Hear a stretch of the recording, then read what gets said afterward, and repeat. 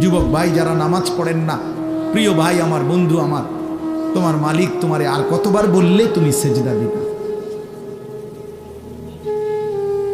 23 বছর বলেও মনটা গলাইতে পারলো না।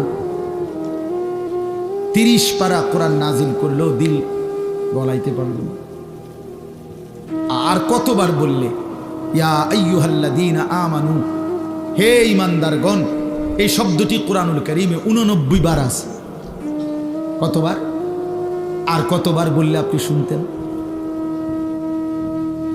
80 বারের চাইতে বেশি কোরআনুল কারীমে নামাজের কথা আছে।